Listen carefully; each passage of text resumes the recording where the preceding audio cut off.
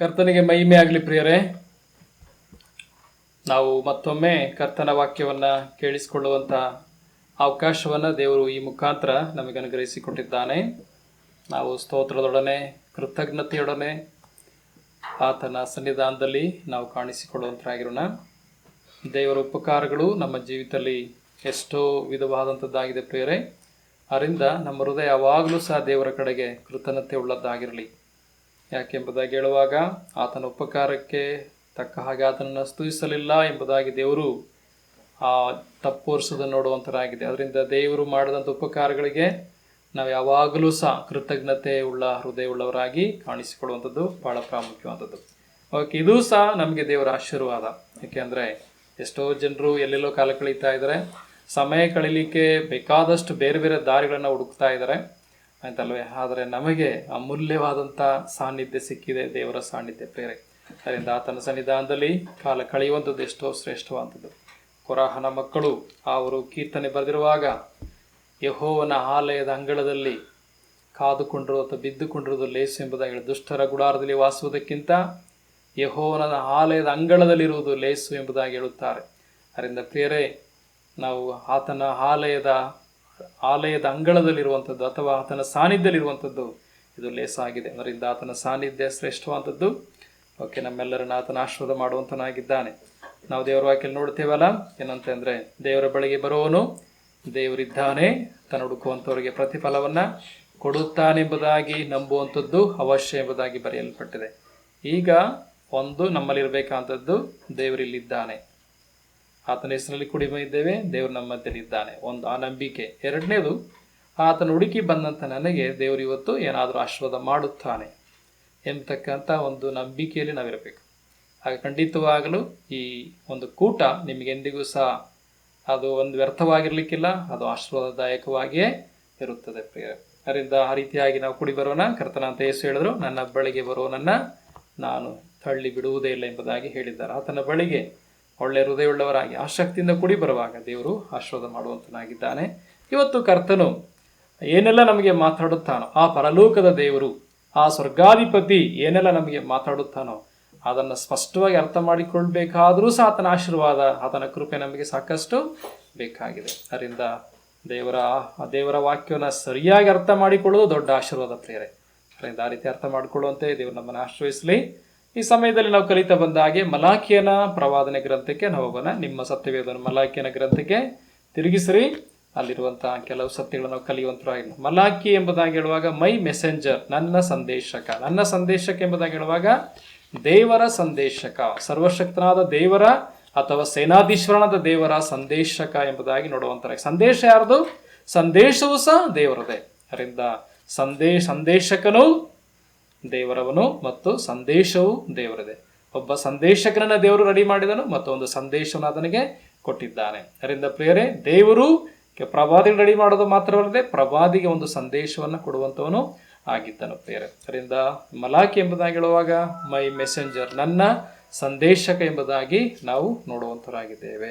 ಎಂದ ಈ ಮಲಾಕಿ ಆತನು ಇಸ್ರಾಯೇಲರ ಮಧ್ಯದಲ್ಲಿ ಆತನು ಕೊನೆಯದಾಗಿ ಪ್ರವಾದಿಯಾಗಿ ಒಡಂಬಡಿಕೆಯಲ್ಲಿ ಬಂದಂಥವನೆಂಬುದಾಗಿ ನೋಡುವಂಥವರಾಗಿದ್ದೇವೆ. ಆ ಟೈಮಲ್ಲಿ ಎಂಬುದಾಗಿ ನಾನು ಮೊದಲೇ ಹೇಳ್ತಾ ಬಂದೆ.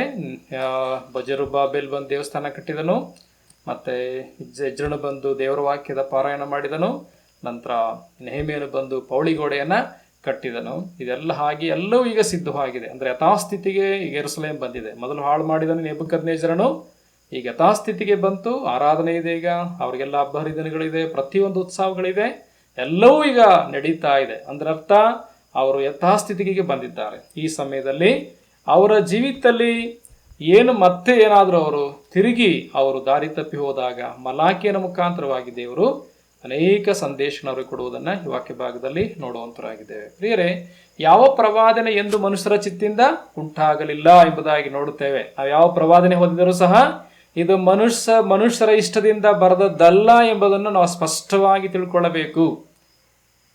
ಮನುಷ್ಯರು ದೇವರಿಂದ ಹೊಂದಿದ್ದನ್ನೇ ಮಾತಾಡಿದರು ಎಂಬುದಾಗಿ ಬರೆಯಲ್ಪಟ್ಟಿದೆ. ಅದರಿಂದ ಸತ್ಯವೇದವು ಅದು ಮನುಷ್ಯರಿಂದ ಬರೆಯಲ್ಪಟ್ಟದ್ದಲ್ಲ ಅಥವಾ ಮನುಷ್ಯನ ಚಿತ್ತ ಒಳಗೊಂಡಿರುವುದಲ್ಲ. ಇದು ದೇವರ ಚಿತ್ತವನ್ನು ಒಳಗೊಂಡಂತ ಪುಸ್ತಕವಾಗಿದೆ ಸತ್ಯವೇದ. ಈ ಸತ್ಯವನ್ನು ನಾವು ಸ್ಪಷ್ಟವಾಗಿ ಅರ್ಥ ಮಾಡ್ಕೊಂಡ್ರೆ ಮಾತ್ರ ಈ ಸತ್ಯವೇದಕ್ಕೆ ನಾವು ಬಹಳ ಗೌರವದಿಂದ ಕಾಣಲಿಕ್ಕೆ ಸಾಧ್ಯವಾಗ್ತದೆ.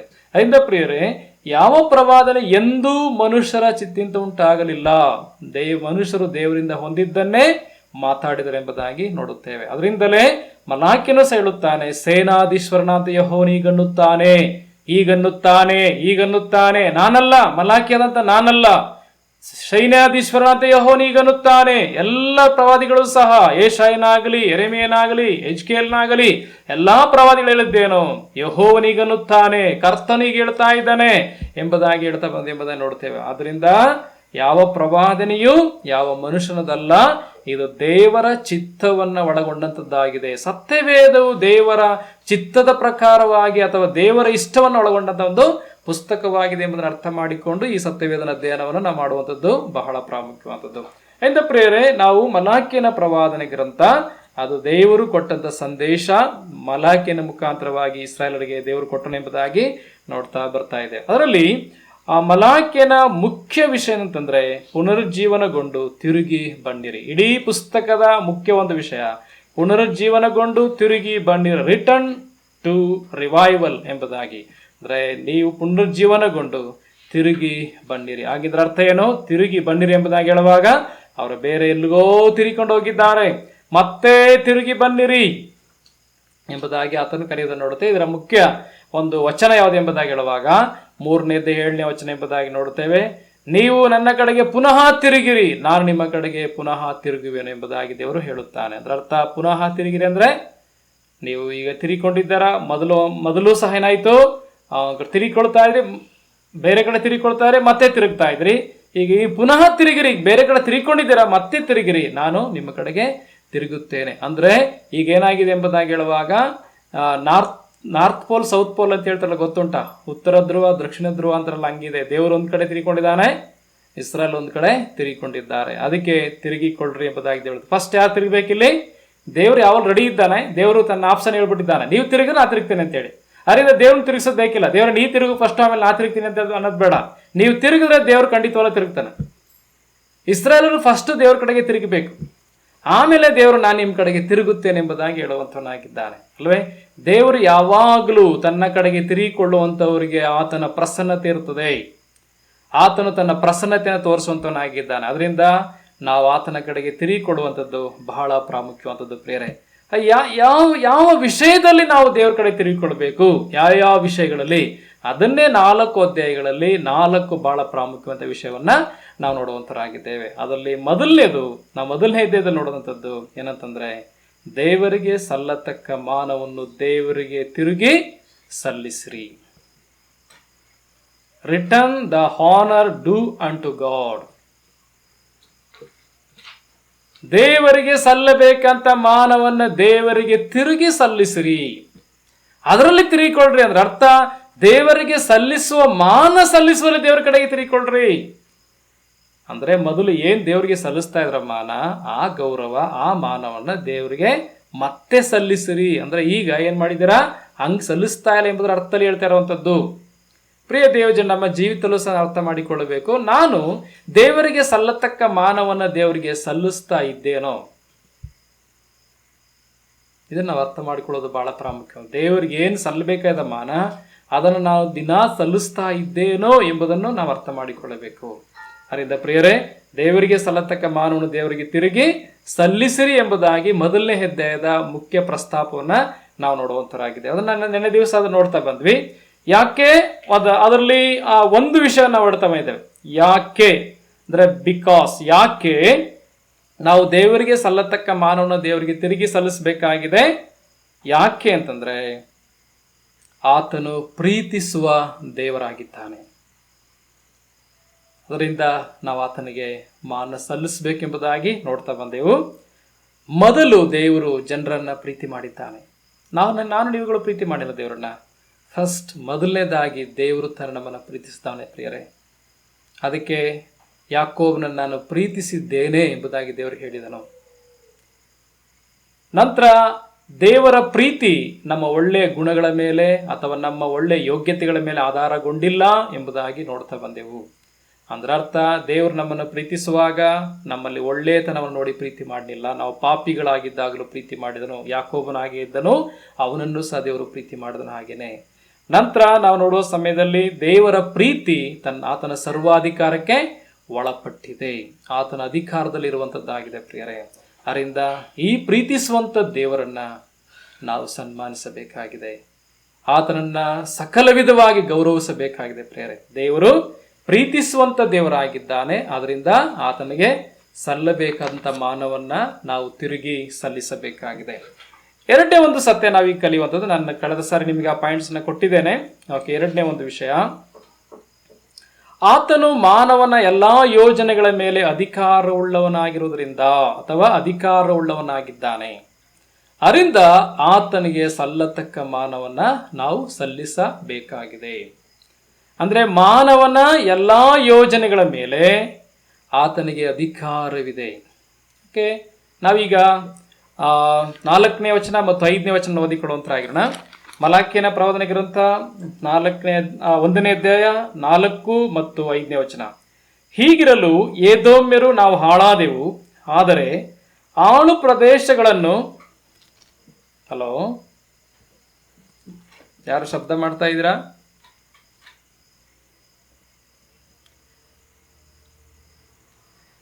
ಓಕೆ, ನಾವು ಕೇಳಿಸ್ಕೊಳ್ಳೋಣ. ನಿಮ್ಮ ಒಂದು ಅನ್ಮ್ಯೂಟ್ ಆದ್ರೆ ಮ್ಯೂಟ್ ಮಾಡ್ಕೊಡಿ, ಆಗ ಡಿಸ್ಟರ್ಬೆನ್ಸ್ ಆಗೋದಿಲ್ಲ. ಓಕೆ, ನಾವೀಗ 4ನೇ ವಚನ ಮತ್ತು 5ನೇ ವಚನ ಓದಿಕೊಳ್ಳೋಣ.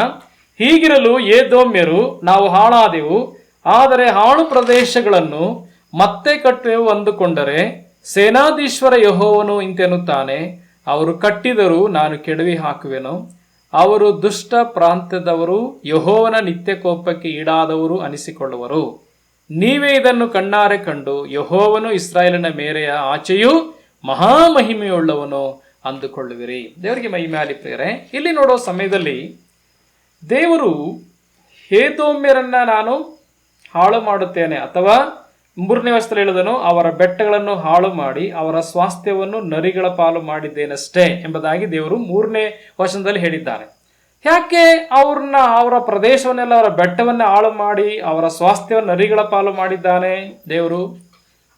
ಯಾಕೆ ಏದೋಮ್ಯರು ಹಾಳಾಗಿದ್ದಾರೆ? ಏದೋಮ್ಯರು ಎಂಬುದಾಗಿ ಹೇಳುವಾಗ ಏಸಾವನ ಸಂತತಿಯವರು.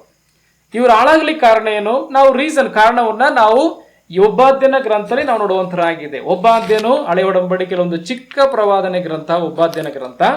ಅದರಲ್ಲಿ 1ನೇ ಅಧ್ಯಾಯ 3ನೇ ವಚನ ಓದುವಾಗ ಅಲ್ಲಿ ನೋಡುತ್ತೇವೆ, ಯಾಕೆ ಏದೋಮ್ಯರು ಹಾಳಾದರು ಅಂದ್ರೆ, ಏಸಾವನ ಸಂತತಿಯವರು ಹಾಳಾದ್ರು ಅಂದ್ರೆ ಅದಕ್ಕೆ ಕಾರಣ ಏನೆಂಬುದಾಗಿ ಹೇಳುವಾಗ ಅವರ ಪ್ರೌಡ್ ಅಥವಾ ಅವರ ಹೆಮ್ಮೆ, ಅವರ ಗರ್ವ. ಯಾಕೆ ಗರ್ವ ಪಟ್ಟರವರು? ನೀವು ಉಪಾಧ್ಯಾಯ ಗ್ರಂಥ 1ನೇ ಅಧ್ಯಾಯ 3ನೇ ವಚನಕ್ಕೆ ಬನ್ನಿ. ಉನ್ನತ ಸ್ಥಾನದಲ್ಲಿ ಬಂಡೆ ಬಿರುಕುಗಳೊಳಗೆ ವಾಸಿಸುತ್ತಾ ನನ್ನನ್ನು ನೆಲಕ್ಕಿಳಿಸಬಲ್ಲವರು ಯಾರು ಅಂದುಕೊಳ್ಳುವ ಜನವೇ.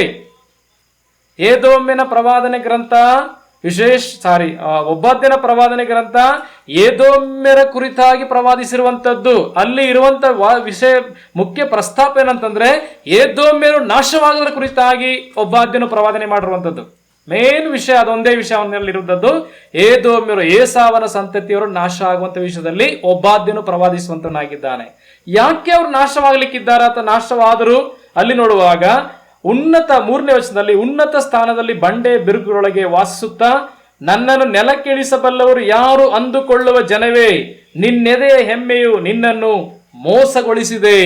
ಹೆಮ್ಮೆ, ನಿನ್ನೆದೆಯಲ್ಲಿ ಹೆಮ್ಮೆ ತುಂಬಿದೆ, ನಾನತ್ವ, ಗರ್ವ, ಅಹಂಕಾರ, ಅಹಂಭಾವ ತುಂಬಿದೆ. ಅದರಿಂದ ನಿನ್ನನ್ನು ಅದು ಮೋಸಗೊಳಿಸಿದೆ. ನನ್ನನ್ನು ಇಳಿಸಬಲ್ಲವರು ಯಾರು? ನಾನು ಬಂಡೆ ಬಿರುಕುಗಳಲ್ಲಿ ವಾಸಿಸುತ್ತಾ ಇದ್ದೇನೆ, ಉನ್ನತ ಪ್ರದೇಶಗಳಲ್ಲಿ ವಾಸಿಸುತ್ತಾ ಇದ್ದೇನೆ, ನಾನು ನೆಲಕ್ಕಿಳಿಸಬಲ್ಲವರು ಯಾರು ಎಂಬುದಾಗಿ ಗರ್ವ ಕೊಚ್ಚಿಕೊಳ್ಳುವಂತ ಒಂದು ಜನಾಂಗವಾಗಿದ್ದು ಏದೋಮ್ ಅಲ್ವೇ? ಒಂದು ಕಾರಣ ನಾಶ ಆಗಲಿಕ್ಕೆ. ಎರಡನೇ ಕಾರಣ, ತನ್ನ ತಮ್ಮನ ಅಂತ ಯಾಕೋಬ್ ಅಥವಾ ಇಸ್ರಾಯೇಲಿಗೆ ಯುದ್ಧದ ದಿನದಲ್ಲಿ ತುಂಬಾ ತೊಂದರೆ ಕೊಟ್ಟಂತವರಾಗಿದ್ದರು ಏದೋಮ್ಯರು ಅಥವಾ ಏಸಾವನ ಸಂತತಿಯವರು. ಅದನ್ನೂ ಸಹ ದೇವರು ಅವರ ಕುರಿತಾಗಿ ಹೇಳ್ತಾನೆ. ಯಾಕೆ ಇವ್ರ ಪ್ರದೇಶನ ಹಾಳು ಮಾಡುತ್ತೇನೆ ಎಂಬುದಾಗಿ ದೇವರು ಹೇಳ್ತಾ ಇರುವಂತದ್ದು. ಹಾಳು ಮಾಡಿದ ಯಾಕೆ ಇವರನ್ನ? ಕಾರಣ ಏನಂತಂದ್ರೆ ಇಲ್ಲಿ ಏದೋಮ್ಯರಲ್ಲಿ 2 ಕಾರಣಗಳು ತಿಳಿಸ್ತಾನೆ. ಒಂದು, ಅವರ ಗರ್ವ. ಎರಡನೇದು ಅವರ ತಮ್ಮನ ವಿಷಯದಲ್ಲಿ ಅಥವಾ ಯಾಕೋಬ್ ಅಥವಾ ಇಸ್ರಾಯೇಲ್ ವಿಷಯದಲ್ಲಿ ಅವರು ನಡೆದುಕೊಂಡ ರೀತಿ ಅಲ್ವೇ, ಹೇಗೆ ನಡ್ಕೊಂಡ್ರು? 10ನೇ ವಚನಕ್ಕೆ ಬರೋಣ. ನೀನು ನಿನ್ನ ತಮ್ಮನಾದ ಯಾಕೋಬನಿಗೆ ಮಾಡಿದ ಹಿಂಸೆಯ ನಿಮಿತ್ತ ಅವಮಾನವು ನಿನ್ನನ್ನು ಕವಿಯುವುದು, ನಿತ್ಯ ನಾಶನಕ್ಕೆ ಈಡಾಗುವಿ. ಏದೋಮ್ಯರ ಕುರಿತಾಗಿ ಹೇಳ್ತಾ ಇರೋದು, ನೀನು ಸುಮ್ಮನೆ ಎದುರು ನಿಂತ ದಿನದಲ್ಲಿ, ಅಂದರೆ ಅನ್ಯರು ನಿನ್ನ ತಮ್ಮನ ಆಸ್ತಿಯನ್ನು ಕೊಳ್ಳೆ ಹೊಡೆದ ದಿನದಲ್ಲಿ, ಬ್ಲೇಚರು ಅವನ ಪುರದ್ವಾರಗಳಲ್ಲಿ ಪ್ರವೇಶಿಸಿ ಯೆರೂಸಲೇಮಿನ ಸೊತ್ತಿಗಾಗಿ ಚೀಟು ಹಾಕಿದ ದಿನದಲ್ಲಿ ನೀನು ಅವರಂತೆ ಇದ್ದಿ. ಅಂದ್ರರ್ಥ ಅನ್ಯರಂತೆ ನೀನು ನೋಡುತ್ತಾ ನಿಂತಿದ್ದಿ.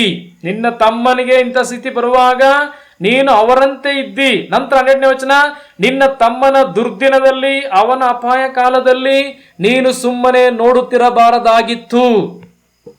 ನಿನ್ನ ತಮ್ಮನಿಗೆ ಶತ್ರುಗಳು ಬಂದು ಅವನನ್ನ ಹಿಡ್ಕೊಳ್ಳುವಾಗ ಅಥವಾ ಅವನಿಗೆ ಹಿಂಸೆ ಕೊಡುವಾಗ ನೀನು ಸುಮ್ಮನೆ ನಿಂತಿರಬಾರದಾಗಿತ್ತು. ಅಂದ್ರೆ ನೀನು ತಮ್ಮನ ಎಂಬುದಾಗಿ ಹೇಳುವಾಗ ಯಾಕೋಬನ ಸಂತತಿ ಇಸ್ರಾಯೇಲ್ ಕುರಿತಾಗಿ ಹೇಳ್ತಾ ಇರುವಂತದ್ದು. ಯಹೂದ್ಯರ ನಾಶ ದಿವಸದಲ್ಲಿ ಹಿಗ್ಗಬಾರದಾಗಿತ್ತು. ಅಂದ್ರೇನು? ಅವ್ರ ನಾಶವಾಗಲಿ ಹಿಗ್ಗಿತು. ಯಾವುದು? ಏದೋಮ್. ಖುಷಿ ಆಯ್ತು ಅದಕ್ಕೆ. ಇಸ್ರಾಯೇಲರು ಅಥವಾ ಯಹೂದ್ಯರು ನಾಶವಾಗುವಂತ ವಿಷಯದಲ್ಲಿ ಹಿಗ್ಗಿತು ಏದೋಮ್. ನಂತರ ಅವರ ಇಕ್ಕಟ್ಟಿನ ವೇಳೆಯಲ್ಲಿ ಬಾಯಿ ಕಿಸಿಯಬಾರದಾಗಿತ್ತು. ಅಂದ್ರರ್ಥ ಅವರು ನಗಾಡಿದರು ಗೇಲಿ ಮಾಡಿಕೊಂಡು. ಅದನ್ನೇ ಹೇಳುವುದು, ನೀನು ಬಾಯಿ ಕಿಸಿಯಬಾರದಾಗಿತ್ತು ಅಂತ. ನಂತರ ನನ್ನ ಜನರ ವಿಪತ್ಕಾಲದಲ್ಲಿ ಅವರ ಪುರದ್ವಾರದೊಳಗೆ ಪ್ರವೇಶಿಸಬಾರದಾಗಿತ್ತು. ಅವರ ವಿಪತ್ಕಾಲದಲ್ಲಿ ಅವರ ಕೇಡಿಗೆ ನಿನ್ನಂತವನ ಕಣ್ಣು ಅರಳಬಾರದಾಗಿತ್ತು. ಅವರ ವಿಪತ್ಕಾಲದಲ್ಲಿ ಅವರ ಸೊತ್ತಿಗೆ ನೀನು ಕೈ ಹಾಕಬಾರದಾಗಿತ್ತು. ಅವರ ಸೊತ್ತಿಗೆ ಕೈ ಹಾಕಿತ್ತಿದು. ಓಡಿ ಹೋಗುವವರನ್ನು ಕೊಲ್ಲುವುದಕ್ಕೆ ದಾರಿಗಳು ಕೂಡುವ ಸ್ಥಳದಲ್ಲಿ ನಿಲ್ಲಬಾರದಾಗಿತ್ತು. ಇಕ್ಕಟ್ಟಿನ ವೇಳೆಯಲ್ಲಿ ತಪ್ಪಿಸಿಕೊಂಡವರನ್ನು ಶತ್ರುವಿಗೆ ಒಪ್ಪಿಸಬಾರದಾಗಿತ್ತು. ಯೆಹೋವನ ದಿನವು ಸಮಸ್ತ ಜನಾಂಗಗಳಿಗೆ ಸಮೀಪಿಸಿದೆ. ನೀನು ಮಾಡಿದ್ದೇ ನಿನಗಾಗುವುದು, ನಿನ್ನ ಕೃತ್ಯವೇ ನಿನ್ನ ತಲೆಗೆ ಬರುವುದು. ಏದೋಮಿಗೆ ಒಬಾದ್ಯನ ಮುಖಾಂತರ ದೇವರು ಹೇಳುವಂತ ಒಂದು ವಿಷಯ. ಯಾಕೆ ನಿನ್ನ ನಾಶ ಮಾಡ್ಲಿಕ್ಕಿದ್ದೆ ನಾನು? ಇದು ನಿನ್ನ ಕೆಲಸವಾಗಿತ್ತು. ನಿನ್ನೆದೆ ಹೆಮ್ಮೆ ನಿನ್ನನ್ನು ಮೋಸಗೊಳಿಸಿತು. ನನ್ನನ್ನು ಯಾರು ಇಳಿಸಬಲ್ಲರೆಂಬುದಾಗಿ ಗರ್ವಪಟ್ಟೆ. ಅಷ್ಟು ಮಾತ್ರವಲ್ಲ, ನಿನ್ನ ತಮ್ಮನ ಅಥವಾ ಇಸ್ರಾಯೇಲ್ ಜನರಿಗೆ ವಿರುದ್ಧವಾಗಿ ಬಂದಂತ ಸೈನ್ಯದವರ ಹಾಗೆ ನೀನು ಇದ್ದೆ. ಅವ್ರ ಜೊತೆ ನೀನು ನಿಂತ್ಕೊಂಡೆ. ಅವರ ನಾಶದಲ್ಲಿ ನೀನು ಹಿಗ್ಗಿದೆ. ನೀನು ಬಾಯಿಕಿಸಿದೆ. ನೀನು ಅವರ ಪುರದ್ವಾರಗಳನ್ನು ಪ್ರವೇಶ ಮಾಡಿದೆ. ನೀನು ಅವರ ಕೆಳಗೆ ಕೈ ಹಾಕಿದೆ. ಅವರ ಸೊತ್ತಿಗೂ ಸಹ ಕೈ ಹಾಕಿದೆ. ಕೊಂದಾಕಿದೆ ಅವರನ್ನ. ಹೀಗೆಲ್ಲ ತಪ್ಪೋರಿಸ್ತಾರೆ. ಅದರಿಂದ ನೀನು ಮಾಡಿದ್ದೆ ನಿನಗಾಗ್ತದೆ ಎಂಬುದಾಗಿ ಹೇಳುವುದನ್ನ, ನಿನ್ನ ಕೃತ್ಯವೇ ನಿನ್ನ ತಲೆಗೆ ಬರುವುದು ಎಂಬುದಾಗಿ ಒಬ್ಬಾದ್ಯನ ಮುಖಾಂತರ ಏದೋಮಿಗೆ ದೇವರು ಹೇಳುವುದನ್ನು ನೋಡುತ್ತೇವೆ. ಅದೇ ಪ್ರಕಾರ ಏದೋಮ್ ನಾಶವಾಯಿತು. ಮಲಾಕಿನ ಕಾಲಕ್ಕೆ ಬರುವಾಗ ಏದೋಮ್ಯರು ಹಾಳಾಗಿದ್ದಾರೆ. ಏಸಾವನ ಸಂತತಿಯವರು ಹಾಳಾಗಿದ್ದಾರೆ. ಹೀಗೆ ಹಾಳಾಗಿರ್ತಕ್ಕಂಥ ಪ್ರದೇಶವನ್ನ ತಿರುಗಿ ಕಟ್ತೇವೆ ಎಂಬುದಾಗಿ ಹೇಳ್ತಾ ಇದ್ದಾರೆ. ಈಗ ಅಲ್ವೇ, ದೇವರು ಹಾಳು ಮಾಡಿದ್ದಾನೆ, ನಾವು ಮತ್ತೆ ಕಟ್ಟುತ್ತೇವೆ ಎಂಬುದಾಗಿ ಹೇಳುವಂತ ಜನರಾಗಿದ್ದಾರೆ ಅವರು. 4ನೇ ವರ್ಷದಲ್ಲಿ ಹೀಗಿರಲು ಏದೋಮ್ಯರು ನಾವು ಹಾಳಾದೆವು, ಆದರೆ ಹಾಳು ಪ್ರದೇಶಗಳನ್ನು ಮತ್ತೆ ಕಟ್ಟುವೆವು ಅಂದುಕೊಂಡರೆ. ಗಮನಿಸಿ ವಾಕ್ಯದಲ್ಲಿ, ದೇವರೇ ನೀನು ಹಾಳು ಮಾಡಿದ್ಯಾ, ನೋಡ್ಕೋತೀವಿ, ನಾನು ಕಟ್ತೀವಿ ಅಂತ ಅಲ್ವೇ. ಅದರ ಅರ್ಥ ಏನು? ದೇವರಿಗೆ ಚಾಲೆಂಜ್ ಮಾಡುವಂಥದ್ದು ಅಲ್ವೇ. ಅಂದ್ರೆ ಮನುಷ್ಯನ ಸ್ವಭಾವ ದೇವರಿಗೆ ವಿರುದ್ಧವಾಗಿ ದಂಗೆ ಹೇಳುವಂತ ಒಂದು ಸ್ವಭಾವವಾಗಿದೆ ಪ್ರಿಯರೇ. ದೇವರಿಗೆ ವಿರುದ್ಧವಾಗಿ ದಂಗೆ ಹೇಳುವ ಸ್ವಭಾವ. ಇಲ್ಲಿ ದೇವರು ಹಾಳು ಮಾಡಿದ್ದಾನೆ, ನೀನು ಹಾಳು ಮಾಡ್ತೀಯಾ, ನಾವು ತಿರುಗಿ ಕಟ್ತೇವೆ ಅಂತ. ಅದ್ರ ಅರ್ಥ ಏನು? ನೀನು ಹಾಳು ಮಾಡ್ತಾ ಇರೋ, ನಾವು ಕಟ್ತೇವೆ. ಆದ್ರೆ ದೇವ್ರು ಹೇಳ್ತಾನೆ, ನೀವು ಕಟ್ತೀರಾ, ಕಟ್ಟಿ, ನಾ ತಿರುಗಿ ಏನ್ ಮಾಡ್ತಾನೆ? ಕೆಡವಿ ಆಗ್ತಾನೆ. ಹಾಗಿದ್ರೆ ದೇವರಿಗೆ ಮನುಷ್ಯನ ಎಲ್ಲ ಪ್ಲಾನ್ ಮೇಲೆ ಅಥವಾ ಎಲ್ಲ ಯೋಜನೆಗಳ ಮೇಲೆ ಆತನಿಗೆ ಅಧಿಕಾರವಿದೆ ಎಂಬುದಾಗಿ ನೋಡುವಂತರಾಗಿದ್ದೇವೆ. ಇಂದ ಪ್ರಿಯರೇ, ನಾನು ಕೆಲವು ವಚನಗಳು ನಿಮ್ಗೆ ಹೇಳುತ್ತೇನೆ. ಆ ವಚನಗಳು ಓದುವಾಗ ನಮಗೆ ಅರ್ಥವಾಗ್ತದೆ. ದೇವರಿಗೆ ಎಲ್ಲರ ಮೇಲೆ, ಎಲ್ಲದರ ಮೇಲೆ ಸರ್ವಾಧಿಕಾರ ಉಂಟು. ಎಲ್ಲದರ ಮೇಲೆ ಸರ್ವಾಧಿಕಾರ ದೇವರಿಗುಂಟು. ಈ ಸತ್ಯವನ್ನು ನಾವು ಬಹಳ ಚಂದವಾಗಿ ಅರ್ಥ ಮಾಡಿಕೊಳ್ಳಬೇಕು. ನಾನು ಒಂದು ವಚನ ಓದುವಾಗ ನನಗೆ ಬಹಳ ಸಂತೋಷ ಐತಿ. ವಚನಗಳಿದೆ, ಸುಮಾರು ವಚನಗಳಿವೆ. ಒಂದೊಂದು ವಚನ ಓದುವಾಗ ದೇವರಿಗೆ ಎಷ್ಟು ಅಧಿಕಾರವಿದೆ ಎಂಬುದು ನಮ್ಗೆ ಅರ್ಥವಾಗ್ತದೆ. ದಾನಿಯೇಲ ಗ್ರಂಥಕ್ಕೆ ಬರೋಣ, 4:26 ವಚನ. ದಾನಿಯೇಲ 4:26 ವಚನಕ್ಕೆ ಬರೋಣ. ಅಲ್ಲಿ ನೋಡಿ ಏನಂತೈತೆ, ವೃಕ್ಷದ ಬುಡದ ಮೋಟನ್ನು ಉಳಿಸಿರಿ ಎಂದು ಅಪ್ಪಣೆ ಆಯ್ತಲ್ಲ. ಇದರ ತಾತ್ಪರ್ಯವೇನೆಂದರೆ ಪರಲೋಕಕ್ಕೆ ಸರ್ವಾಧಿಕಾರ ಉಂಟೆಂಬುದನ್ನು ನೀನು ತಿಳಿದುಕೊಂಡ ನಂತರ ನಿನ್ನ ರಾಜ್ಯವು ನಿನಗೆ ಸ್ಥಿರವಾಗುವುದು ಎಂಬುದೇ. ಗಮನಿಸ್ರ, ಇದು ನೆಬೂಕದ್ನೆಚ್ಚರ್ ರಾಜನಿಗೆ ಬಿದ್ದಂತ ಕನಸಿನ ಅರ್ಥವನ್ನ ದಾನಿಯಲ್ಲಿ ಹೇಳ್ತಾ ಇರುವಂತದ್ದು. ಯಾರಿಗಿಲ್ಲಿ ತಿಳಿಸ್ತಾ ಇರೋದು, ನೆಬೂಕದ್ನೆಚ್ಚರ್ ಒಂದು ಸತ್ಯ ಅರ್ಥ ಆಗ್ಬೇಕು. ಈಗ ಅವನು ತಿಳ್ಕೊಂಡಿದ್ದೇನೋ ನನಗೆಲ್ಲ ಅಧಿಕಾರವಿದೆ.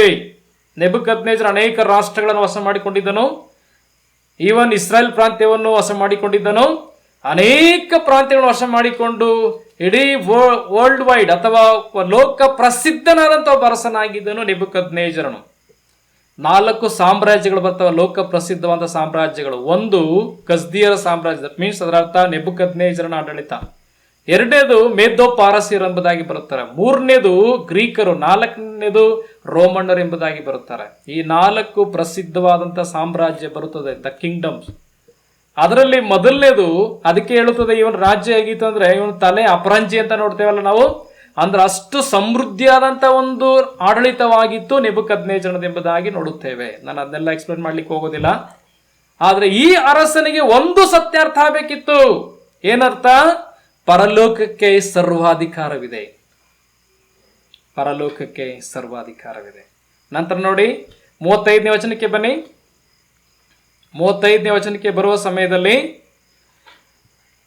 ಭೂನಿವಾಸಿಗಳೆಲ್ಲರೂ ಆತನ ದೃಷ್ಟಿಯಲ್ಲಿ ಏನು ಅಲ್ಲದಂತಿದ್ದಾರೆ, ಪರಲೋಕ ಸೈನ್ಯದವರಲ್ಲಿಯೂ ಭೂಲೋಕದವರಲ್ಲಿಯೂ ತನ್ನ ಇಚ್ಛಾನುಸಾರ ನಡೆಯುತ್ತಾನೆ. ಯಾರು ಹೇಳಿದಂತ ಮಾತು? ನೆಬೂಕದ್ನೆಚ್ಚರ್ ಹೇಳ್ತಾ ಇರುವಂತ ಮಾತು. ಪರಲೋಕ ಸೈನ್ಯದವರಲ್ಲಿಯೂ ಭೂಲೋಕದವರಲ್ಲಿಯೂ ತನ್ನ ಇಚ್ಛಾನುಸಾರ ನಡೆಯುತ್ತಾನೆ. ಯಾರು ಆತನ ಕೈಯನ್ನು ಹಿಂದಕ್ಕೆ ತಳ್ಳಲಾರರು, ನೀನು ಏನು ಮಾಡುತ್ತಿ ಎಂದು ಯಾರು ಕೇಳಲಾರರು. ಎಂತ ಚಂದವಾದದ್ದು ಪ್ರಿಯರೇ. ಮತ್ತೆ ಹೇಳುತ್ತಾನೆ ಆಮೇಲೆ ಕೊನೆಯಲ್ಲಿ, ಕೊನೆಯ 37ನೇ ವಚನದ ಕೊನೆ ಭಾಗದಲ್ಲಿ ಹೇಳುತ್ತಾನೆ, ಸೊಕ್ಕಿನಿಂದ ನಡೆಯೋರನ್ನು ತಗ್ಗಿಸಬಲ್ಲನು, ಸೊಕ್ಕಿನಿಂದ ನಡೆಯೋರನ್ನು ತಗ್ಗಿಸಬಲ್ಲನು. ಓ ಪ್ರಿಯ ದೇವಜನರ, ಈ ವಾಕ್ಯ ನೋಡುವ ಸಮಯದಲ್ಲಿ ಪರಲೋಕಕ್ಕೆ ಸರ್ವಾಧಿಕಾರ ಉಂಟು. ಪರಲೋಕ ಸೈನ್ಯದವರಲ್ಲಿಯೂ ಭೂಲೋಕದವರಲ್ಲಿಯೂ ತನ್ನ ಇಚ್ಛಾನುಸಾರ ನಡೆಯುತ್ತಾನೆ. ನೀನು ಏನು ಮಾಡ್ತೀಯ ಎಂಬುದಾಗಿ ಯಾರು ಕೇಳಲಿಕ್ಕೆ ಆಗುದಿಲ್ಲ. ಯಾರು ಆತನ ಕೈಯನ್ನು ಹಿಂದಕ್ಕೆ ತಳ್ಳಲಿಕ್ಕೆ ಸಾಧ್ಯವಿಲ್ಲ. ಒಂದು ಸತ್ಯವನ್ನು ಅರ್ಥ ಮಾಡಿಕೊಳ್ಳಬೇಕು, ದೇವರಿಗೆ ಎಲ್ಲರ ಮೇಲೆ ಅಧಿಕಾರ ಉಂಟು, ಎಲ್ಲದರ ಮೇಲೆ ಅಧಿಕಾರ ಉಂಟು ಎಂಬುದನ್ನು ನಾವು ಅರ್ಥ ಮಾಡಿಕೊಳ್ಳಬೇಕು ಪ್ರಿಯರೇ. ಯಾಕೆ ನಂತರ ಮತ್ತೊಂದು ವಚನವನ್ನು ಓದಿಕೊಳ್ಳೋಣ. ಅದೇ 5ನೇದು 21ನೇ ವಚನ, 5ನೇದು 21ನೇ ವಚನಕ್ಕೆ ಬರೋಣ. ಅಲ್ಲಿ ನೋಡಿ, ದಾನಿಯೇಲ ಗ್ರಂಥ 5ನೇದು 21ನೇ ವಚನ. ಅವನು ನರಜಾತಿಯವರೊಳಗಿಂದ ನೂಕಲ್ಪಟ್ಟನು, ಅವನ ಬುದ್ಧಿಯು ಮೃಗದ ಬುದ್ಧಿಯಂತ ಆಯಿತು. ಕಾಡು ಕತ್ತೆಗಳೊಂದಿಗೆ ವಾಸಿಸಿದನು. ಪರಾತ್ಪರನಾದ ದೇವರು ಮನುಷ್ಯರ ರಾಜ್ಯದಲ್ಲಿ ರಾಜನಾಗಿ, ದೇವರಿಗೆ ಮಹಿಮುಂಟಾಗಲಿ, ಪರಾತ್ಪರನಾದ ದೇವರು ಮನುಷ್ಯರ ರಾಜ್ಯದಲ್ಲಿ ರಾಜನಾಗಿ ಅದರ ಮೇಲೆ ತನಗೆ ಬೇಕಾದವರನ್ನು ನೇಮಿಸುತ್ತಾನೆ ಎಂಬುದು ಅವನಿಗೆ ತಿಳಿದು ಬರುವ ತನಕ ಧನಗಳಂತೆ ಹುಲ್ಲು ಮೇಯುವುದೇ ಅವನ ಗತಿಯಾಯಿತು. ಗಮನಿಸ್ತ್ರ, ಅಲ್ಲಿ ಪದ ನೋಡಿ, ಪರಾತ್ಪರನಾದ ದೇವರು ಮನುಷ್ಯರ ರಾಜ್ಯದಲ್ಲಿ ರಾಜನಾಗಿದ್ದಾನೆ. ದೇವರಿಗೆ ಮಹಿಮುಂಟಾಗಲಿ. ರಾಜಾದಿರಾಜನು ಮನುಷ್ಯರ ರಾಜ್ಯದಲ್ಲಿ ರಾಜನಾಗಿ ಏನ್ ಮಾಡುತ್ತಾನೆ?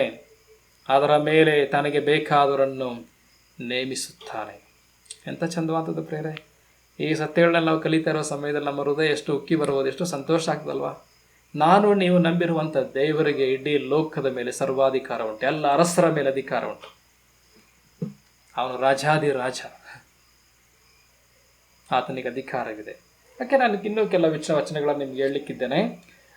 ಕೀರ್ತನೆಗಳ ಪುಸ್ತಕ 115:3 ಹೋದನ, ನಮ್ಮ ದೇವರು ಪರಲೋಕದಲ್ಲಿದ್ದಾನೆ, ತನಗೆ ಬೇಕಾದ್ದೆಲ್ಲ ಆತನು ಮಾಡುತ್ತಾನೆ. ಅಲ್ಲಿ ನೋಡುತ್ತೇವಲ್ವಾ, 3ನೇ ವಚನದಲ್ಲಿ ನಮ್ಮ ದೇವರು ಪರಲೋಕದಲ್ಲಿದ್ದಾನೆ, ಆತನು ತನಗೆ ಬೇಕಾದದ್ದನ್ನೆಲ್ಲ ಮಾಡುತ್ತಾನೆ. ಹಾಗೇನೆ 135ನೇ ಕೀರ್ತನೆ 6ನೇ ವಚನ, 135 6ನೇ ವಚನ, 35 6ನೇ ವಚನದಲ್ಲಿ ನೋಡುವಾಗ ಅಲ್ಲಿ ಒಂದು ಸತ್ಯ ನೋಡುತ್ತೇವೆ. ಯೆಹೋವನು ಭೂಮಿಯಲ್ಲಿಯೂ ಆಕಾಶದಲ್ಲಿಯೂ ಸಮುದ್ರಗಳಲ್ಲಿಯೂ ಬೇರೆ ಎಲ್ಲ ಜಲರಾಶಿಗಳಲ್ಲಿಯೂ ತನಗೆ ಬೇಕಾದದ್ದನ್ನು ಮಾಡುತ್ತಾನೆ. ತನಗೆ ಬೇಕಾದದ್ದನ್ನು ಮಾಡುತ್ತಾನೆ. ಎಲ್ಲೆಲ್ಲಿ? ಭೂಮಿಯಲ್ಲಿಯೂ ಆಕಾಶದಲ್ಲಿಯೂ ಸಮುದ್ರದಲ್ಲಿಯೂ ಬೇರೆ ಎಲ್ಲ ಜಲರಾಶಿಗಳಲ್ಲಿಯೂ ತನಗೆ ಬೇಕಾದದ್ದನ್ನು ಮಾಡುತ್ತಾನೆ.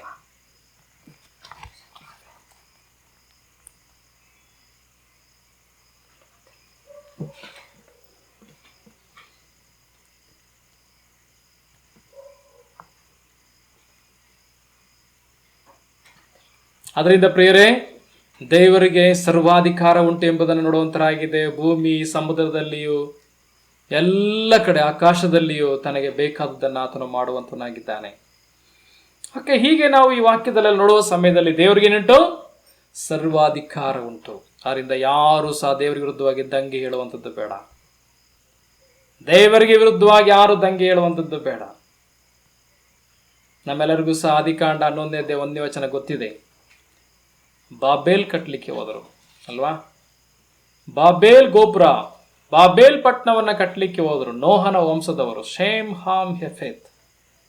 ಈ 3 ಕುಟುಂಬದವರು ಏನ್ ಮಾಡಿದ್ರು? ಪ್ರಯಾಣ ಮಾಡ್ತಾ ಶೀನಾರ್ ದೇಶಕ್ಕೆ ಬಂದು ಬಯಲು ಸೀಮೆ ಸಿಕ್ಕಿದಾಗ ಇಲ್ಲೇ ಉಳ್ಕೊಳ್ಳೋಣ, ಇಲ್ಲಿ ಒಂದು ಪಟ್ಟಣ ಕಟ್ಟೋಣ, ಇಲ್ಲೊಂದು ಗೋಪುರ ಕಟ್ಟೋಣ, ಒಳ್ಳೆ ಹೆಸರು ಪಡೆಯೋಣ, ಆಗ ನಾವೆಲ್ಲಿಗೂ ಚೆದರಿ ಹೋಗ್ಲಿಕ್ಕೆ ಆಸ್ಪದರದಲ್ಲಿ ಎಂಬುದಾಗಿ ಅವರು ಯೋಚನೆ ಮಾಡಿಕೊಂಡು ಪಟ್ಟಣ ಕಟ್ಟಲಿಕ್ಕೂ ಗೋಪುರ ಕಟ್ಟಲಿಕ್ಕೆ ಕೈ ಹಾಕಿದರು ಅಲ್ವೇ?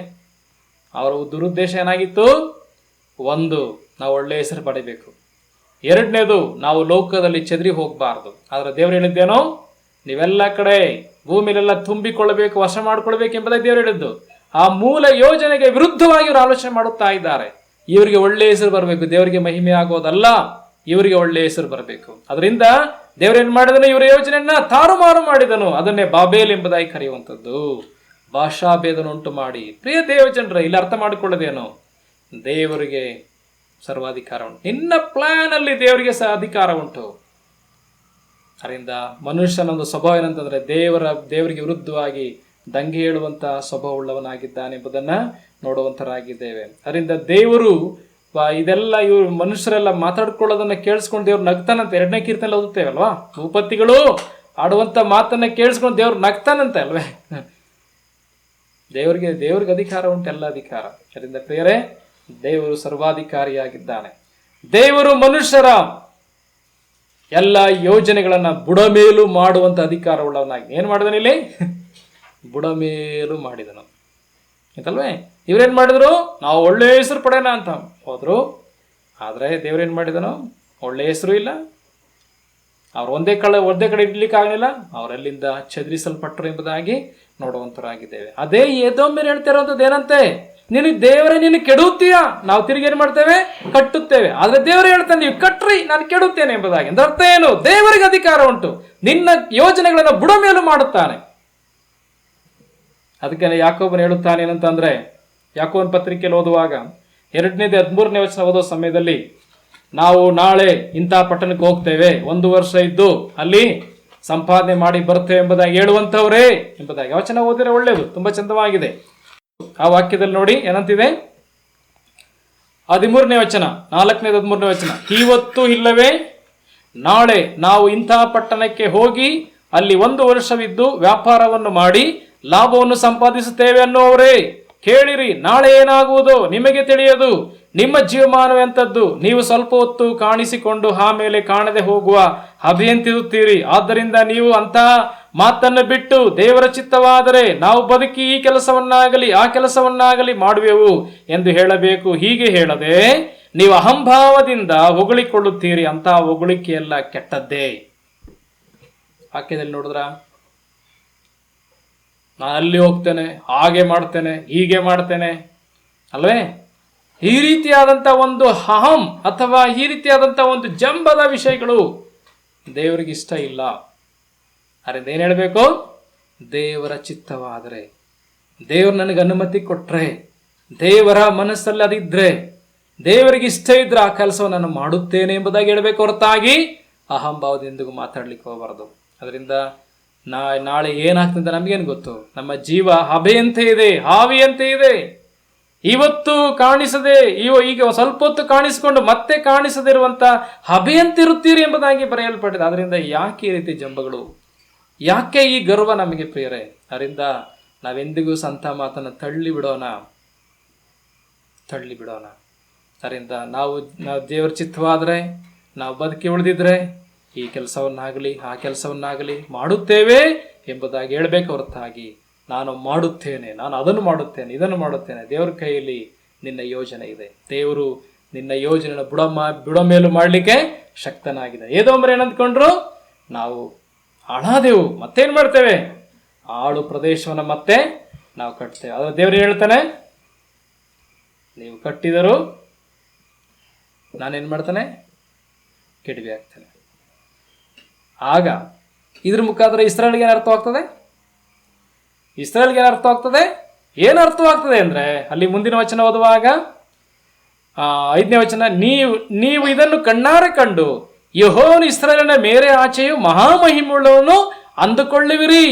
ನಿಮ್ಮ ಪ್ರಾಂತ್ಯದಲ್ಲಿ ಮಾತ್ರವಲ್ಲ, ಇಸ್ರಾಯೇಲನ ಹೊರಗಡೆ, ಇಸ್ರಾಯೇಲ್ ಬಿಟ್ಟು ಹೊರಗಡೆ ಪ್ರಾಂತ್ಯ, ಇಸ್ರಾಯೇಲಿನ ಮೇರೆಯಿಂದ ಆಚೆ ನಾನು ಮಹಿಮೆಯುಳ್ಳವನು, ನಾನು ಶಕ್ತಿಯುಳ್ಳವನು ಎಂಬುದು ನಿಮಗೆ ಅರ್ಥವಾಗ್ತದೆ. ನಿಮ್ಮ ಬಳಿಯಲ್ಲಿ ಮಾತ್ರವಲ್ಲ ನಾನು ಮಹಿಮೆಯುಳ್ಳವನು, ಹೊರಗಡೆ ಸಹ ನಾನು ಮಹಿಮೆಯುಳ್ಳವನು. ಯಾವುದ್ರ ಮುಖಾಂತರ? ಏದೋಮ್ಯರು ಕಟ್ಟುತ್ತೆ ಎಂಬುದೇ ಕಟ್ಟುವಂತ ಆ ಕೆಲಸನ ಮತ್ತೆ ನಾನು ಕೆಡುವಾಗ ನಿಮಗೇನು ಅರ್ಥವಾಗ್ತದೆ? ದೇವರು ನಮ್ಮಲ್ಲಿ ಮಾತ್ರವಲ್ಲ, ಹೊರಗಡೆ ಸಹ ಆತನು ಮಹಾ ಮಹಿಮೆಯುಳ್ಳವನೆಂಬುದು ಅರ್ಥವಾಗುತ್ತೆ. ಪ್ರಿಯ ದೇವ ಜನರೇ, ದೇವರಿಗೆ ನಿಮ್ಮ ಮೇಲೆ ಮಾತ್ರವಲ್ಲ ಅಧಿಕಾರ, ಇಡೀ ಲೋಕದ ಎಲ್ಲರ ಮೇಲೆ ಅಧಿಕಾರವಿದೆ. ಯಾಕೆಂದ್ರೆ ಆತನ ಸೃಷ್ಟಿಕರ್ತನು. ಈವನ್ ನಮ್ಮನ್ನು ಆಳುವಂತ ರಾಜ್ಯರ ಮೇಲೆ ಆತನಿಗೆ ಅಧಿಕಾರವಿದೆ. ಓಕೆ, ನಾನು ಕೆಲವು ವಚನ ನಿಮಗೆ ಹೇಳುತ್ತೇನೆ. 21ನೇ ಜ್ಞಾನೋಕ್ತಿಗಳು 21:1 ಓದುವ ಸಮಯದಲ್ಲಿ ಅಲ್ಲಿ ವಚನ ಹೀಗೆ ಬರೆಯಲ್ಪಟ್ಟಿದೆ. 21:1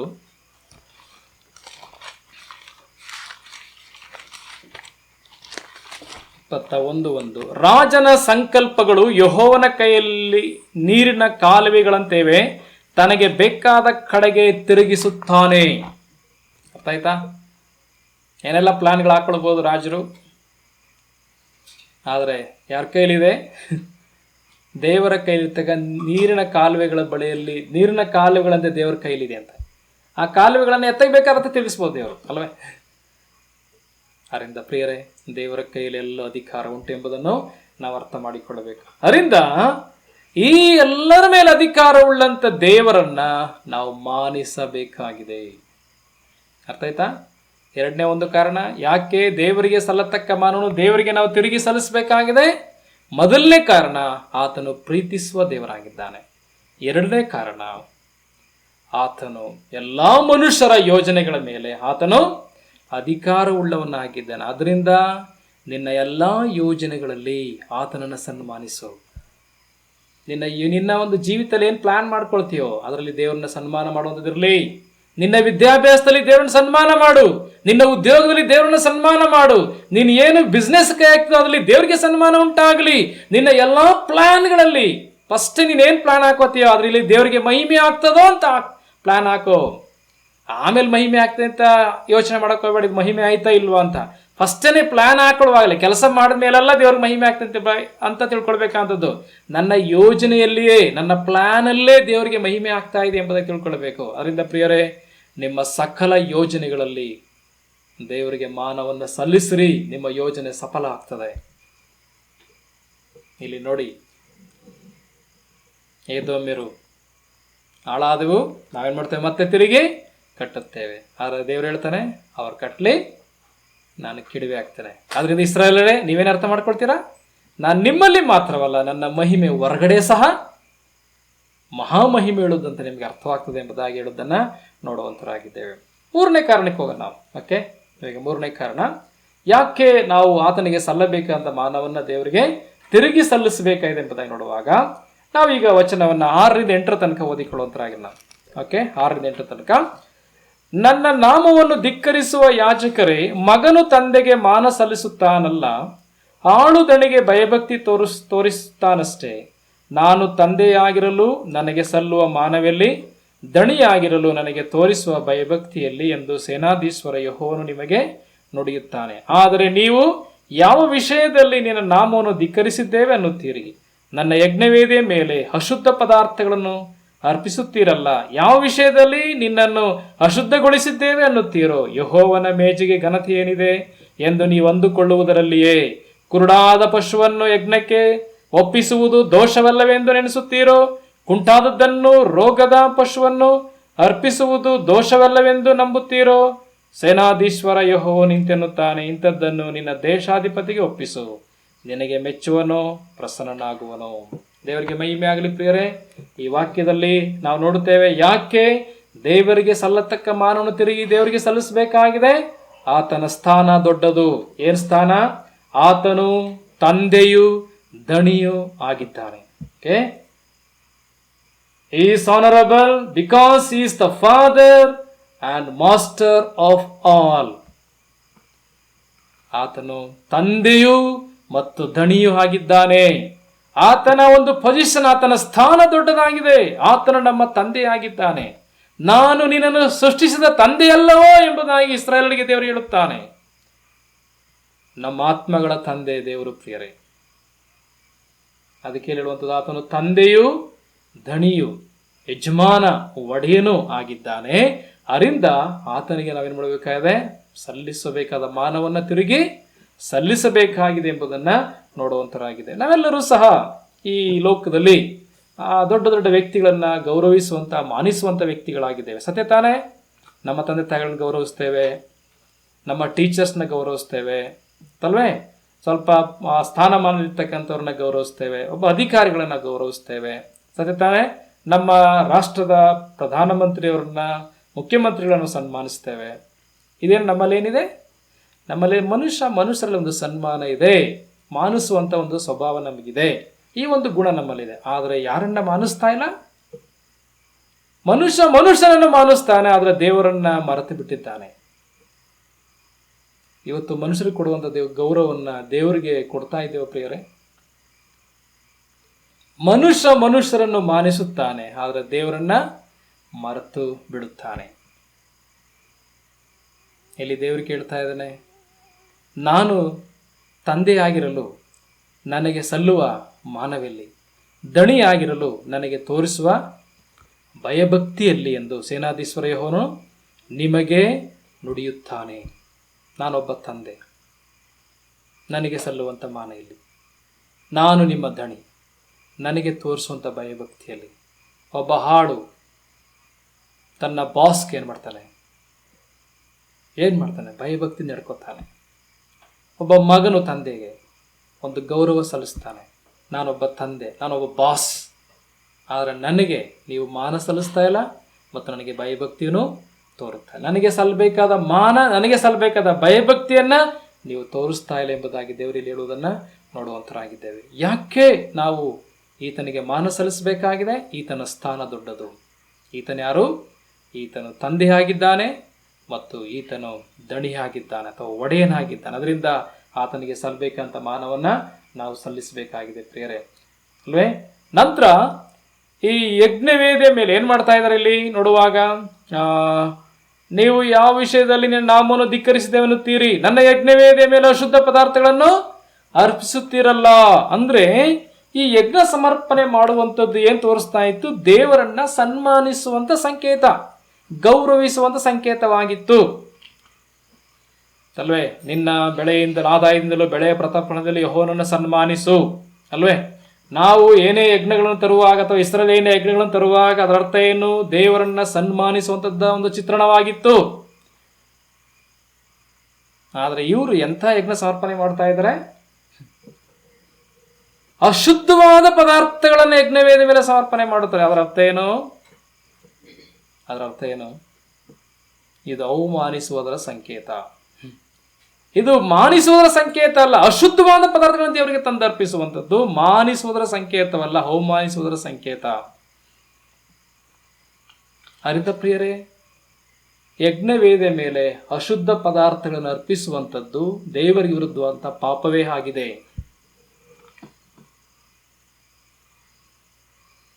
ನಮ್ಮ ಆರಾಧನೆ ಹೇಗಿದೆ ಎಂಬುದನ್ನು ಪರೀಕ್ಷೆ ಮಾಡಿಕೊಳ್ಬೇಕು.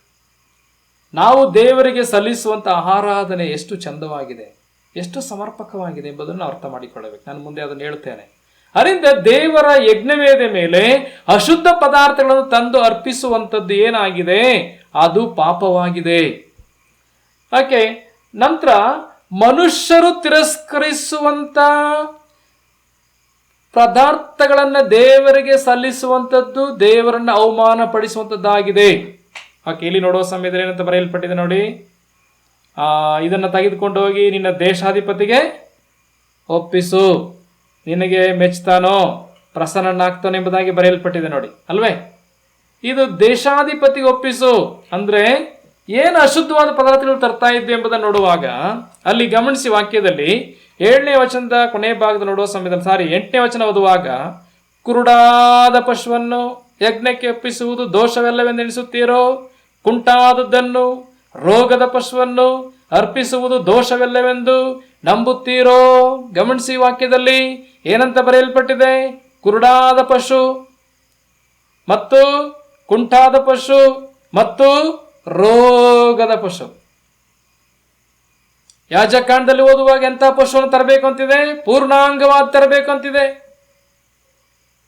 ಒಂದು ವೇಳೆ ಆ ವಚನ ಓದಿ ಯಾಜಕಾಂಡ 22ನೇ ಅಧ್ಯಾಯಕ್ಕೆ ಬನ್ನಿ, ಅಲ್ಲಿ ಬರೆಯಲ್ಪಟ್ಟಿದೆ ಯಾವುದನ್ನು ದೇವರ ಸನ್ನಿಧಾನಕ್ಕೆ ತರಬೇಕು ಯಜ್ಞಕ್ಕಾಗಿ ಎಂಬುದಾಗಿ ಬರೆಯಲ್ಪಟ್ಟಿದೆ. ನೋಡಿ, ವಾಕ್ಯದಲ್ಲಿ ನಾವು 20ನೇ ವಚನದಿಂದ ಓದೋಣ. ಯಾಜಕಾಂಡ 22:20 ನೋಡಿ, ಕುಂದು ಕೊರತೆ ಇರುವಂಥದ್ದನ್ನು ತರಬಾರದು, ಅಂಥದ್ದು ಸಮರ್ಪಕವಾಗುವುದಿಲ್ಲ.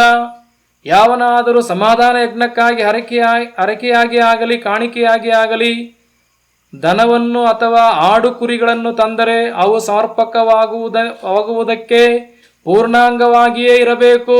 ಕುರುಡಾಗಿರಬಾರ್ದು, ಕುಂಟಾಗಿರಬಾರ್ದು, ಅಂಗ ದೋಷ ಯಾವುದಿರಬಾರದು, ಪೂರ್ಣಾಂಗವಾಗಿ ಇರಬೇಕು. ಅದರಲ್ಲಿ ಯಾವ ಕುಂದು ಕೊರತೆ ಇರಬಾರದು. ಕುರುಡಾದದ್ದನ್ನು, ಕುಂಟಾದದ್ದು, ಗಾಯವಾದದ್ದು, ಹುಣ್ಣುಳ್ಳದ್ದು, ಕಜ್ಜಿ ತುರಿಯುಳ್ಳದ್ದು ಇಂಥವುಗಳನ್ನು ಯೆಹೋವನಿಗೆ ಸಮರ್ಪಿಸಲು ಬಾರದು. ಯಜ್ಞವೇದ ಮೇಲೆ ಹೋಮ ಮಾಡಲು ಬಾರದು. ಅರ್ಥ ಆಯ್ತಾ ಈಗ ನಿಮಗೆ? ಆದರೆ ಇವ್ರೇನ್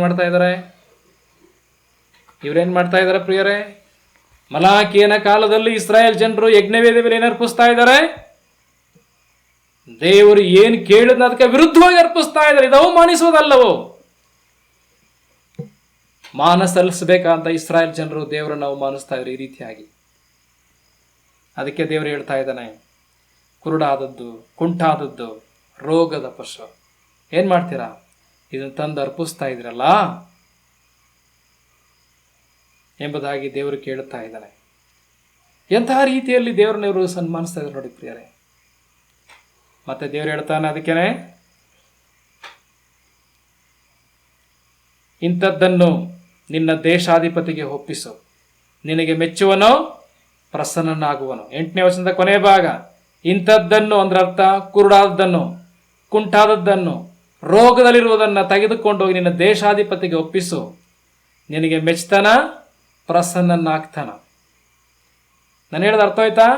ನಿಮ್ಮ ದೇಶಾಧಿಪತಿಗೆ ಒಪ್ಪಿಸು, ತೆಗೆದುಕೊಂಡು ಹೋಗಿ. ಈಗ ನಮ್ಮ ವಿಶೇಷವಾಗಿ ನಮ್ಮ ದೇಶಾಧಿಪತಿ ಇದ್ದಾರೆ, ದೊಡ್ಡವರ ತಿಟ್ಟುಗಳಲ್ವಾ, ಅವರಿಗೆ ತೆಗೆದುಕೊಂಡು ಹೋಗಿ ಇಂಥದ್ದೆಲ್ಲ ಕುರುಡಾದ ಕುಂಟಾದನ್ನ ಕೊಡ್ಲಿಕ್ಕೆ ನಿಮಗೆ ಧೈರ್ಯ ಇದೆಯಾ? ಇದೇ ಪ್ರಿಯರೇ? ಮತ್ತೆ ಇನ್ನೂ ಒಂದು ವಚನದಲ್ಲಿದೆ, ಕಳುವಿನ ಪಶು ಅಂತೂ ಇದೆ ಇಲ್ಲಿ, ಅಲ್ವೇ?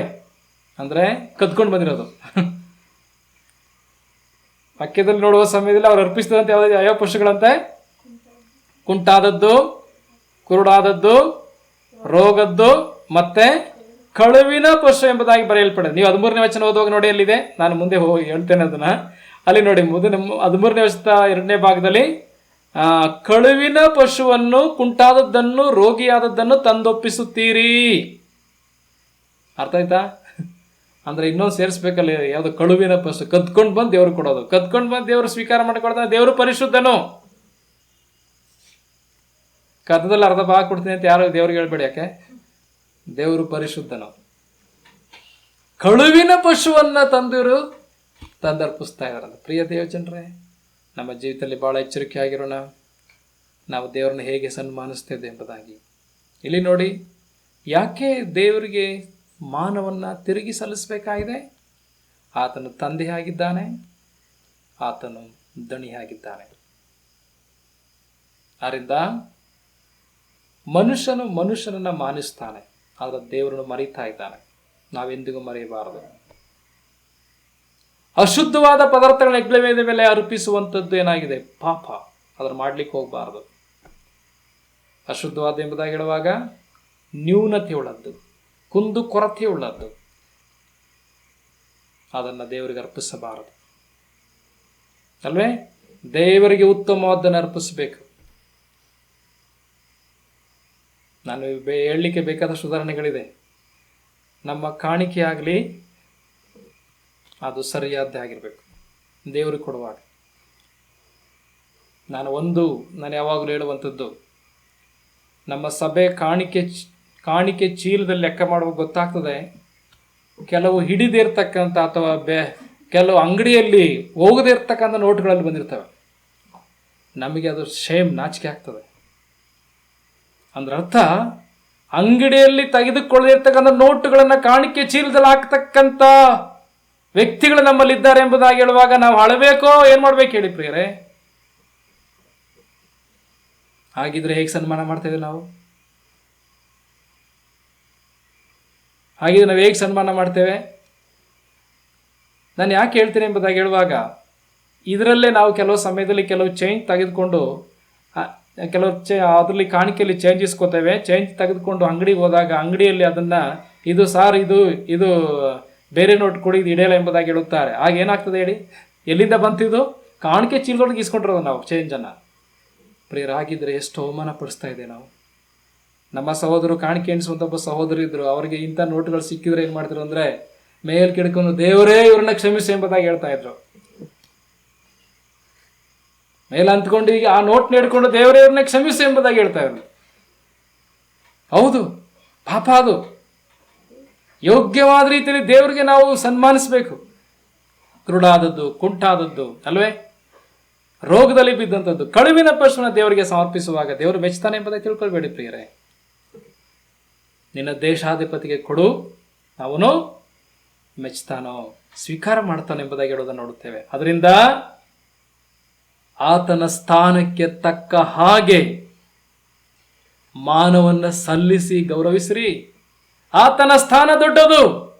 ಆತನು ಉನ್ನತನಾದ ದೇವರು. ಆತನು ತಂದೆ ಧನಿಯಾಗಿದ್ದಾನೆ. ಆತನ ಸ್ಥಾನಕ್ಕೆ ತಕ್ಕ ಹಾಗೆ ಗೌರವ ಕೊಟ್ಟು ನಾವು ಆತನನ್ನು ಸನ್ಮಾನಿಸಬೇಕಾಗಿದೆ ಪ್ರೇರೆ. ಎಂಥ ಚಂದವಾದಂಥ ಒಂದು ಸತ್ಯ ಈ ವಾಕ್ಯದಲ್ಲಿ ನಾವು ನೋಡುವಂತರಾಗಿದ್ದೇವೆ.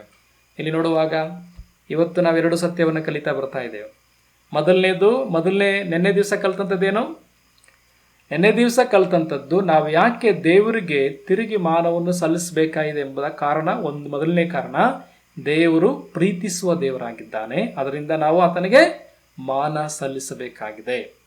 ಓಕೆ. ಎರಡನೇದಾಗಿ, ಆತನು ಮಾನವನ ಎಲ್ಲಾ ಯೋಜನೆಗಳ ಮೇಲೆ ಆತನಿಗೆ ಅಧಿಕಾರವಿದೆ. ಅದರಿಂದ ಆತನನ್ನು ಮಾನಿಸಬೇಕಾಗಿದೆ. ಮೂರನೇದಾಗಿ, ಆತನು ತಂದೆಯೂ ದಣಿಯೂ ಆಗಿದ್ದಾನೆ. ಅದರಿಂದ ಆತನನ್ನು ಮಾನಿಸಬೇಕಾಗಿದೆ. ಪ್ರಿಯರೇ, ಆತನ ಯಜ್ಞವೇದಿಯ ಮೇಲೆ ಅಶುದ್ಧ ಪದಾರ್ಥವನ್ನು ಅರ್ಪಿಸುವಂಥದ್ದು ಅದು ಪಾಪವಾಗಿದೆ. ಮನುಷ್ಯರು ತಿರಸ್ಕರಿಸುವಂತ ಪದಾರ್ಥಗಳನ್ನು ದೇವರಿಗೆ ತಂದು ಕೊಡುವಂಥದ್ದು ಅದು ದೇವರನ್ನ ಅವಮಾನಿಸುವಂಥದ್ದಾಗಿದೆ. ಈಗ ಒಂದು ವೇಳೆ ಮನುಷ್ಯರು ಕೆಲವು ಸ್ವೀಕಾರ ಮಾಡ್ಕೊಳಲ್ಲ ಅಲ್ವೇ, ಕೆಲವನ್ನ. ಆದರೆ ದೇವ್ರಿಗೆ ತಂದು ಅದನ್ನು ಕೊಟ್ಬಿಡ. ಅಂದ್ರೆ ನಾನು ಹೇಳಿದ್ನಲ್ಲ, ಮೊದಲೇ ಉದಾಹರಣೆ ಹೇಳಿದ್ನಲ್ಲ, ಅಂಗಡಿಯಲ್ಲಿ ತಗೊಂಡು ಹೋಗ್ಬಿಟ್ಟು ಅವನೇ ಅದು ಇದೆಯಲ್ಲ ಅಂತ ಹೇಳ್ತಾನೆ. ನಾವೆಲ್ಲಿಗೆ ತಂದು ಕೊಡ್ತೇವೆ? ದೇವ್ರಿಗೆ ತಂದು ಕೊಡ್ತೇವೆ. ಅಂದ್ರೆ ಮನುಷ್ಯ ತಿರಸ್ಕಾರ ಮಾಡಿದ್ರೆ ದೇವ್ರಿಗೆ ತಂದು ಕೊಡ್ತೇವೆ. ಅಂದ್ರೆ ದೇವ್ರನ್ನ ಅವಮಾನಿಸುವಂಥದ್ದು ನಾವಷ್ಟೇ. ಆದ್ದರಿಂದ ಆತನ ಸ್ಥಾನಕ್ಕೆ ತಕ್ಕ ಹಾಗೆ ಆತನನ್ನು ಸನ್ಮಾನಿಸುವಂತರಾಗಿನ ಪ್ರಿಯರೇ, ನನ್ನನ್ನು ಸನ್ಮಾನಿಸುವರನ್ನ ನಾನು ಸನ್ಮಾನಿಸ್ತೇನೆ, ನನ್ನನ್ನು ತಿರಸ್ಕರಿಸುವವರು ತಿರಸ್ಕಾರ ಹೊಂದುತ್ತಾರೆ. ಆದ್ದರಿಂದ ದೇವರನ್ನ ಆತನ ಸ್ಥಾನಕ್ಕೆ ತಕ್ಕಂತೆ ಆತನನ್ನು ಸನ್ಮಾನಿಸುವಂತರಾಗಿರೋಣ. ಆತನು ಪ್ರೀತಿಸುವ ದೇವರು. ಆದ್ದರಿಂದ ಆತನು ಸಕಲ ಮಾನಕ್ಕೆ ಯೋಗ್ಯನಾಗಿದ್ದಾನೆ. ಆತನು ಎಲ್ಲ ಮನುಷ್ಯರ ಯೋಜನೆಗಳ ಮೇಲೆ ಅಧಿಕಾರವುಳ್ಳನಾಗಿದ್ದಾನೆ. ಅದರಿಂದ ನಿನ್ನ ಎಲ್ಲ ಯೋಜನೆಗಳಲ್ಲಿ ಆತನನ್ನು ಸನ್ಮಾನಿಸು. ಯಾವುದೇ ಪ್ಲಾನ್ ಆಗಿರಲಿ ನಿನ್ನ ಜೀವಿತದಲ್ಲಿ, ಏನೆಲ್ಲ, ನಿನ್ನ ವಿವಾಹದಲ್ಲಾಗಿರಲಿ, ನಿನ್ನ ವಿದ್ಯಾಭ್ಯಾಸದಲ್ಲಾಗಿರಲಿ, ನಿನ್ನ ಉದ್ಯೋಗದಲ್ಲಾಗಲಿ, ನಿನ್ನ ಬಿಸ್ನೆಸ್ ಅಲ್ಲಾಗಿರಲಿ, ಎಲ್ಲದರಲ್ಲೂ ದೇವರನ್ನ, ನಿನ್ನ ಪ್ಲಾನ್ ಅಲ್ಲಿ ದೇವರನ್ನ ಸನ್ಮಾನಿಸು ಮತ್ತು ಆತನ ಸ್ಥಾನಕ್ಕೆ ತಕ್ಕಂತೆ ಗೌರವ ಕೊಡು. ಆತನು ತಂದೆ ಮತ್ತು ದನಿಯಾಗಿದ್ದಾನೆ. ಅದರಿಂದ ಆ ರೀತಿ ಗೌರವಿಸುವಂತೆ ಕರ್ತನ ನಡೆಸಲಿ. ಮುಂದೆ ದೇವರ ಚಿತ್ತವಾದ ನಾಳೆ ಮತ್ತೆ ಕೆಲವು ಸತ್ಯಗಳನ್ನು ನಾವು ಕಲಿತಾ ಬರೋಣ. ದೇವರ ವಾಕ್ಯಗಳ ಮುಖಾಂತರ ಮಹಿಮೆ ಹೊಂದಲಿ. ಪ್ರಾರ್ಥನೆ ಮಾಡಿ ಕೂಟವನ್ನು ಮುಗಿಸೋಣ.